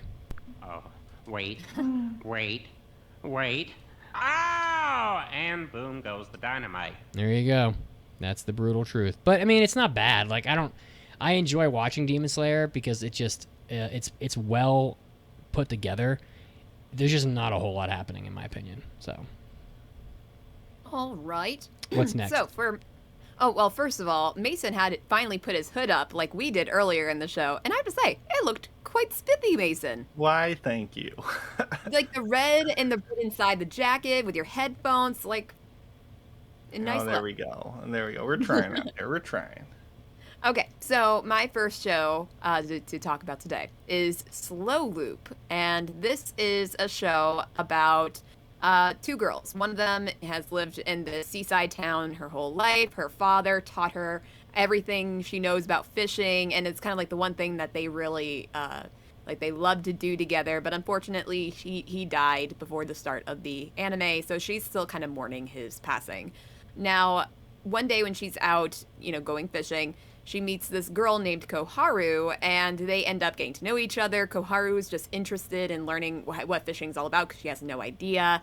But she does love to cook. She's really good at cooking. So in their brief time together, Hiyori, which is one of the girls whose father died, she caught some fish. Koharu just cooked something up while they were by the seaside, and they were having a great time. Now, the reason why Hiyori was out that day was because she's hesitant about meeting her new stepfamily that same evening, but it just so happens that that's the same situation for Koharu, and bada bing, bada boom, anime bada bing, bada boom. They are... Hey, I'm fishing here. Hey. Yes, so These guys, their parents come got on. married. Kind of got married out of the blue, but I don't know if that's like a Japanese thing where you just don't meet each other's family and you just get married. I don't know. It's a little weird, but so now they are living in the same house, and they're just, she's teaching her everything about fishing, and they're cooking up some good food and just having a nice time together. And honestly, it is indeed very cute and very sweet, relaxing Iyashi Kei show. Very Yuru Camp-esque. If you enjoyed Yuru Camp, I'm sure you'll like this anime. It does delve into fishing techniques. It's not just, hey, I'm gonna put the line in the water and because I'm a cute girl doing this fishing thing. No, they actually go in depth with techniques and different parts of fishing and what each thing does, and also of course different ways to eat it, which I appreciate as well. Now I really enjoyed the first couple episodes, but I don't think I can pass it. It's just not going to give us a lot to talk about for a review. But I will continue it, and I would recommend it for people who like a little bit of relaxing show with cute girls doing cute things. And I think I mentioned it on Twitter. There's this one character, like the childhood friend of Hiyori, and her name is Koi. And so, Koharu was like, oh, are you named after the fish? And she gets, like, the coldest blank stare because of the... Okay, so her dad is the owner of a fishing store, so she loves fishing. And so when her mother was in the hospital having her, Koi, he was in the fight of a lifetime to get this massive fish. And he was not budging. He was just like, he's going to get this fish one way or another. He ends up at the hospital like 5 hours after her birth, and he wanted to name her after the fish he got while he missed her birth. Oh my gosh, that sucks. Luckily, their mother was like, we are not naming her fish. We will name her Koi, like love. So they changed the kanji, but basically she's named after a fish. Yep. Could be worse. Could be worse. It was hilarious. She could have a flesh fang. Oh wait, she does. Yeah. A flesh fang? Flesh Yeah, I fang. like to do like the little tooth thing She got a for snack cute tooth? girls. But it's not a tooth though. It's the flesh. Weird. Yeah, Okay. but it is a fun. I enjoy it. So if you're up for a show that doesn't really do too much, but is more for like the good feelings, I think this would be a good choice. But you're failing it. Give me a soft fail, like Okay. nothing too harsh. All right. I will be surprised if it's above a 2. There you go. Yeah, pretty much. That's not that. That's better than Jeff Goldblum saying it's a pile of shit. True. Yeah. Now, do you think you can afford failing a show with this much like averageness in this sort of season? I do think there are a couple of good shows on my list that Okay. will be worth the pass.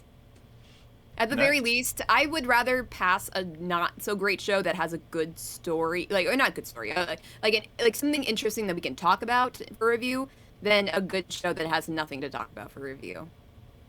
Gotcha. This next Fair one's gonna enough. pass for the titties alone. I know that's for sure. I saw You some. might be right. I saw some gifs from this fucking anime, and I was like, whoa, wow. I'm sure you did, my friend. This next show is one of mine. It's actually my number one pick of the season, and it is My Dress Up Darling, or Sono Biscuit wa Koi wo Suru. Wow, The fuck can't is a even speak biscuitol? anything today. And Biscuit. the TLDL of this impression is that it's a little on the nose, but a decent show overall. So it tells the story, and it's done by Cloverworks. It's based on a manga, and I believe it is on Funimation, but I deleted my notes, so I don't remember Oh where no. I watched it. Oh no. We gotta go to my list. Oh, no, where is Mason. it? Yeah, it's on Funimation and Crunchyroll. So it tells the story of high schooler Wakana Gojo, and we get his introduction and his fascination with Hina dolls, the little dolls that they put on like shrines or Weird. ornately decorated. And he is not great at making their faces cough cough reading people, but he is particularly skillful at creating their clothing cough cough making costumes. And we then get launched into the very standard rom-com opening song with the typical song structure and split screen showing their different way of lives before he is inevitably pulled into the world of her cosplay. And speaking of the her, the show then goes into the dramatic entrance of Marin, who interrupts the friendless days of Wakana. And Marin is a pretty great character. She's friendly, she's honest, and she's unabashedly proud of her hobbies and her interests, which is kind of what the whole show's message seems to be. It's be proud of what you like and dig into that. That type of person is just one of those dependable, pure, shining stars that helps those around her, not from like physically helping them, but just the radiance of her kindness makes them want to be the best that they can be. And obviously her open-minded interest in Wakana's crafting skills endears him to her. And suddenly she starts stripping, and he's like, oh boy, the wild. But you know Yeah, what? that's the clip I saw. It's a bit far-fetched, but it's honestly a lot less ecchi than I was afraid of. Can I just say something? Are you talking about the clip where like it's like the whole camera is just her breast bouncing around like wildly? No, I'm not Because talking that's about in that. the show somewhere. It's in the show, and it will definitely get there, and yeah. Okay. But it starts off very tame, and the good news is that like Wakana's reaction is less the nosebleed, passing out, like stammering, boobies. Like he's not adult about it. No, he's more. He doesn't sound like Porky the Pig. Come on. You know? He turns around like he's appropriate in his apprehension. Like, what is this lady? Like, I probably shouldn't. I'm not looking. Like, she's attractive. Okay, but like, yes, there's a few butt shots here and there, and so far it hasn't been so gratuitous that I'm going to bemoan it to the fail bank. Like, it is what it is. I'm not the biggest fan, but it's more wholesome than another show could have portrayed it. And essentially, it's got potential. You know, in the opening, we see clips of them going to the various nerd and hobby shops, ones that you and I have even been to in Japan, Mitz, and it's kind of nice seeing them like go around the nerd-focused streets of Japan doing their hobbies. And I'm interested to see how well it like captures the craft and the art of cosplay, and for Wakana to grow more comfortable in itself. So I think it'll be a fine show. I don't have like crazy high expectations. It doesn't look to be reaching for the same like level of stakes and intensity as like Smile Down the Runway, but considering that the propensity of ambitious Cloverworks adaptations to collapse spectacularly, I'm fine with things to just be a simple, nice little ride as these two learn about one another and maybe grow closer, and we learn about cosplay. So my Dress Up Darling will be getting a pass. It's got potential. Hey girl, you're looking so fine. Sorry, Mason. No, it's okay. No, it's all good. It's all good. It's just nice to watch these characters, and you want them to succeed, and hopefully that will happen. So, what's this next pass? What's the next amazing show on the agenda, Mitz? Hey, we passed 2 shows. He gave me the pass drop. It was the played very the pass simple drop. one. Oh, I wasn't sure if that was an actual pass drop or if Just it was the just ecchi in it, reaction yeah. to the. If you saw the clip of the girl, like, you know, never mind. It's so. Yeah, supposed to be I a weird eventually I will see it. Don't spoil you'll it see for me. it. Well, it was on the Discord many times. Well, it was in the hentai section. I don't though, love that element of the show. It's obviously, but that's just me being me. So we'll yes, see. we do have a hentai section of the Discord, and that is where you'll find that clip for good reason. I steer away from it for obvious reasons. Yeah. Okay. Well, here's another one you'll probably want to steer away from. Orient, which is I picked it up because it looked like a shonen show. I was right. You know, shonen shows tend to land with me, and the art style looked typically shonen, but I still like how that looks. And so I picked this show, and it's about this guy named Musashi, which is a really this show is just like it's just too what is the word? It's like it's too on the nose. Like it's ridiculous. So his name is Musashi, which is already ridiculous, and he wants to be a samurai.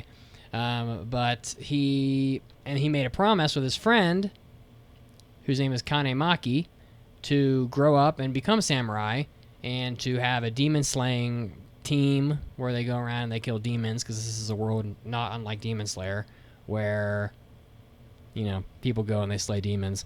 However, it is an issue because in the town, or I'm not sure if it's the whole world, but at least in the town where they live, it's a mining town where swordsmen such as the samurai are very discriminated against. They are forced to carry their swords with them, which lets you know that they're a samurai, and they like have a ball and chain tied to them, and they are just hated by society, I guess. Because I think they said because like some great misfortune happened like a long time ago because of the samurai or some shit, and he's training to be a miner, which is really weird. They're like all just like practicing literally mining with like pickaxes, and his pickaxe is a giant scythe-looking weapon, which is very odd. And he's been secretly practicing using his weapon as he like slams it into the ground. And then one day he graduates from being a miner, much to his friend's dismay, because he wanted to be a demon hunter.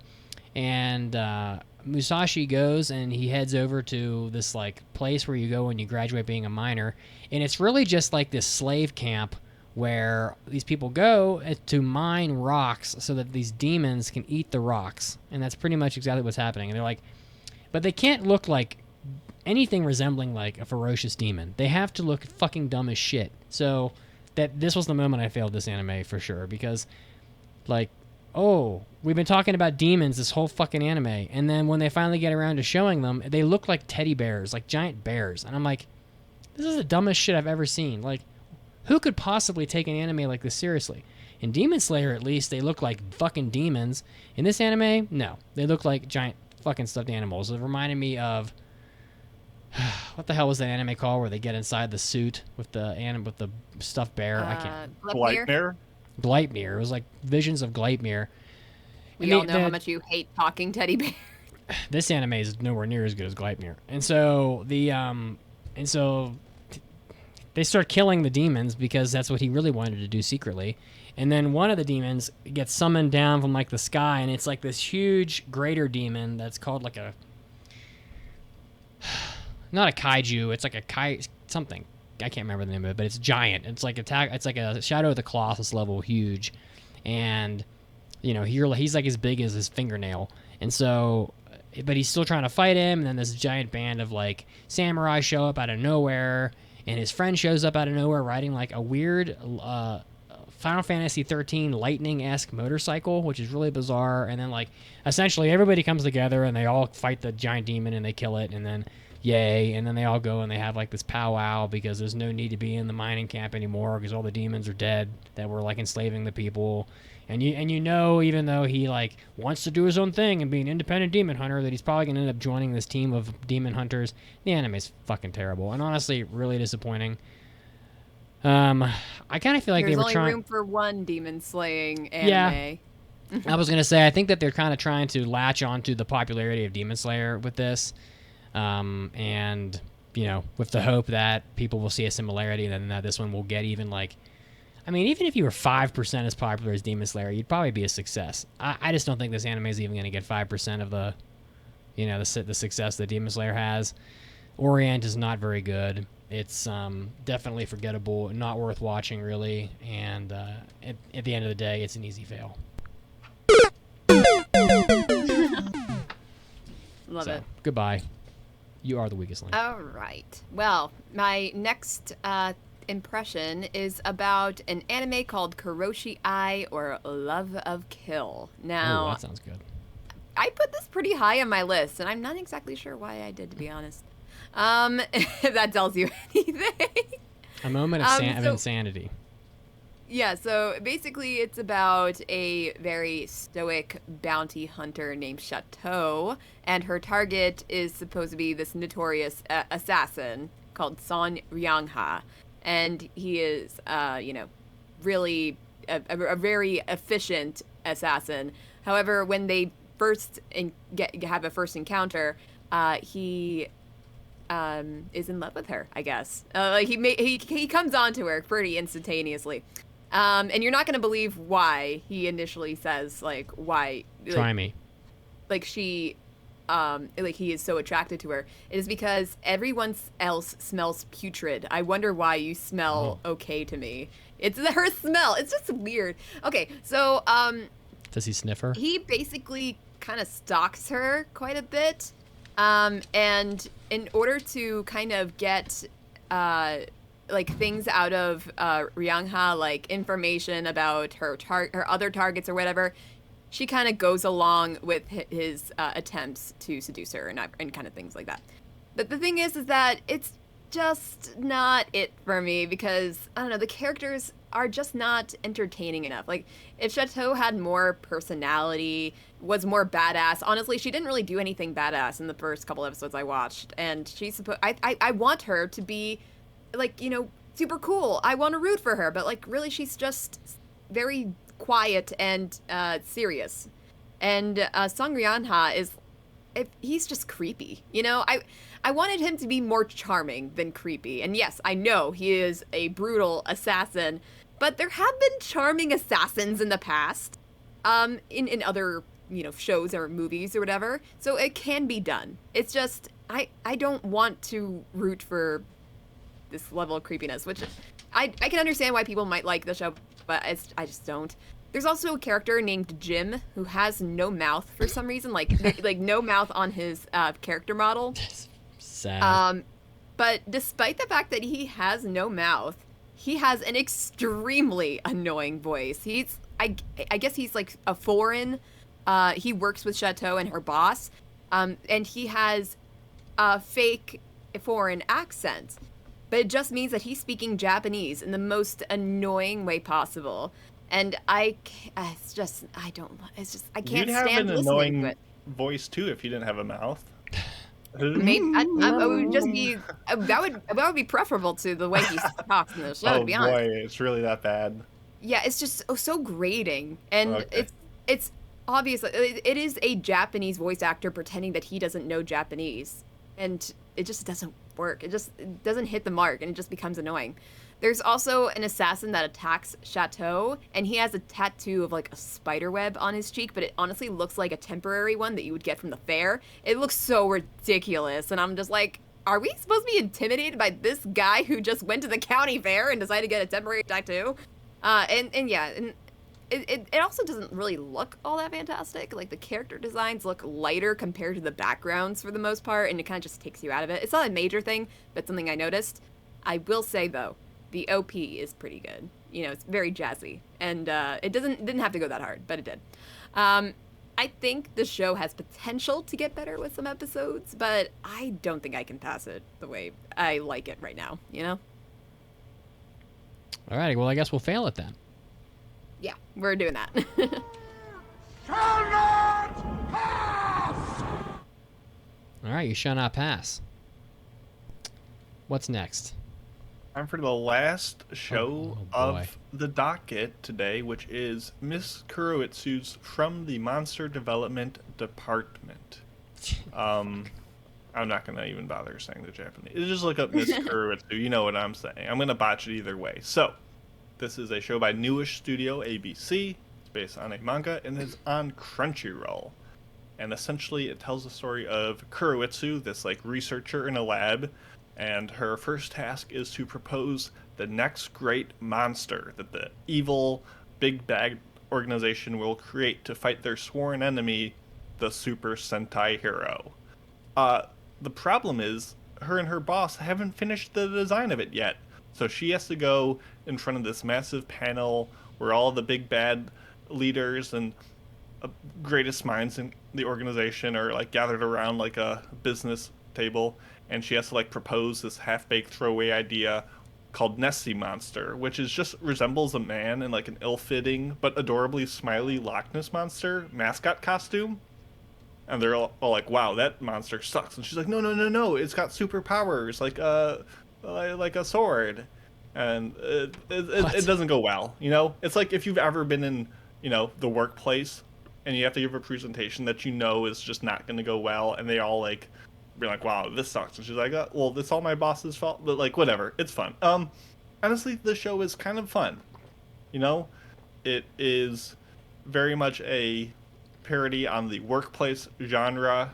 You know, she gives this presentation and it doesn't go well, but you know, she the evil looking Magistus, like this massive guy who looks like the guy from Overlord, just the most like generic bad guy ever, comes over and he's like, you know, like, you don't want to be pushing deadlines by overworking. It's important to look over one's health, do better next time, and just has like some good like mentorship. Exactly. You know, there is a life and energy to this show that I have to respect, but it is just really, at the end of the day, a Super Sentai parody. You're just seeing it from the bad guys' perspective. They're like, oh, the drats, those terrible Power Rangers got us again. What are we going to get them with next time, kind of thing. And maybe I would appreciate it more if I knew more about the medium, but such is life, you know? Like, I get it's from the bad guys' perspective. Yeah, it's a little funny. There is a little bit of, like, fan service at the end of episode 1, which I found to be a little unnecessary and is probably going to be a theme moving forward. Honestly, Mitz, this is kind of the show that you would pass, because you're like, oh, it's making fun of the workplace and stuff like this. We do suffer every day.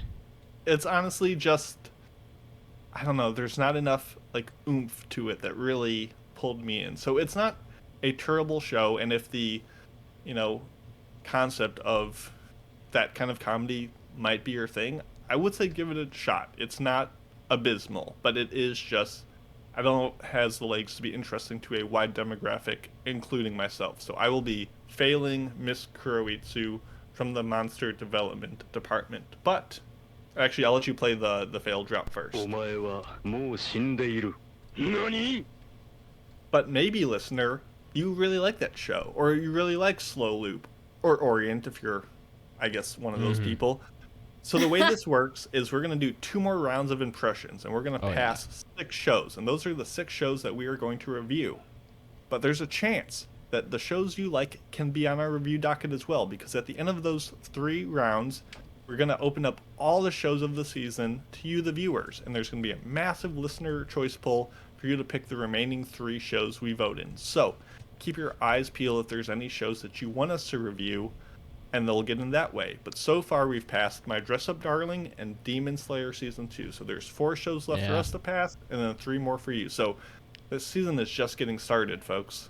Yeah, these are probably the best 2 shows of the season. I mean, I really wasn't impressed with Demon Slayer. Like, You know, I Stop know talking how much you dislike the show that you just passed. Well, I mean, like, honestly, Demon Slayer Season 1, I used to say, like, oh, I don't really get it. Like, I mean, I kind of get it because it just looks amazing, and I think that's pretty much all it takes these days. But, you know, I mean, Tanjiro is the biggest Mary Sue that's ever existed in anime. He's even worse than, like, he's the biggest. Oh, he's the biggest. Yeah, he's small. He's a child. He's not that big. There have been plenty of Mary Sue's cough, realist hero. Oh my god, the guy in Realist Hero is nowhere near as big of a Mary Sue as Tanjiro. He is. Are you At kidding? Least Tanjiro works hard. Tanjiro will see someone he's known for 3 minutes, and then like something randomly bad will happen to them, and he will literally cry for 40 minutes. But that's not a Mary Sue. And give That's up a everything in his sensitive life, person. and he will sacrifice everything in his life to help that person that he's known for 3 minutes. That's not Mary Sue-ness. That's just being sensitive and being immediately trusting and that kind of thing. I cannot believe that the person that attacks the Mary Sue character archetype as much as you do is defending Tanjiro, who is an unbelievable Mary Sue. Okay, well, shonen main characters are by definition kind of Mary Sue-ish, but I would not say Tanjiro is the biggest one, because at least he had like this 2-year arc of having to basically work his hands to death in order to get to where he is now. At the very least, he did that. He had to work to do this. Do you guys to be smell a Mary that Sue. postmodernism discussion? Oh my god, I'm just shocked by this. Anyway, that's a deep cut. We'll save this discussion for our review of Demon Slayer Season 2 when we get it'll to be it. fine. Any thoughts before we start shutting down the hatches? I don't know. I just thought this was a really fun episode, and yeah, not much else. I probably will wrap up my impressions next week because I think I'm going to be gone on the 7th. So. No Mitts episode. Yeah, Chaos, you guys will have chaos. so much fucking fun. Oh, it'll be it'll be fine. Next week we have so this is great. Next week on the podcast we're going to continue our impressions, and we have an idea that came out of nowhere. I don't even know how this happened, but a quote, the hottest men of anime tournament featuring the ladies, i.e. Caroline and Pancake will come on. And maybe a special guest as well. Maybe. So myself, Mason, and special guests will all create a tournament bracket, and then the ladies, Pancake and Caroline, will discuss which male character is indeed the smexiest that has ever lived in anime. So you have that to look forward to next week. Are you guys sure you don't want to put in your 2 cents? Oh no, this is we'll be making the brackets. Yeah, we're gonna make the brackets. Sure. I mean, yeah, that's I want to know. I don't care which anime character is the hottest. I care about which of the guys has the best taste in men. That's really the competition I'm in here. Cammy says she's how hype. about this? You guys set up the bracket and you choose the person you think overall should win. And if it's correct, then you get some glory. We'll figure something out. It'll be a bunch of fun. Maybe we'll make a bracket, and you guys can pick the winner, and then we will each propose a secret character to come in and challenge the one that you picked as the hottest. And we'll see if any of ours can supplant. I don't know. We'll figure it out. It'll be a lot of fun, though. We'll have fun. In the meantime, though, don't forget, follow us on Twitter at AAA Podcasts on Twitter, where you can see Caroline's crazy creations, as well as the TikTok. Facebook, the Discord is popping off. Yeah, go ahead. Vote for our anime Oscars. Yeah, I will fuck your day up if you don't vote. Please do that. Links all over the place. The YouTube, the description box, anywhere. It's all over the place. Please vote. We love you. AAApodcast.com. That's where you go to get all the content, submit mailbags, all the bonus. Just do it. Just do it. We love you. Reviews, Spotify, iTunes. I don't care. I love you. Have a great week, everyone, and we'll see you next week. After party. One more update. Sorry, changed the name of the TikTok because the other one was very long and I hated saying it. So, at the moment, we are at the _anime_addicts. Easier to remember, I think. But either way, just click the links on the show notes. Well, there it is. Links. We'll see you guys next time. Legend of Zelda up in here. See ya. Bye-bye.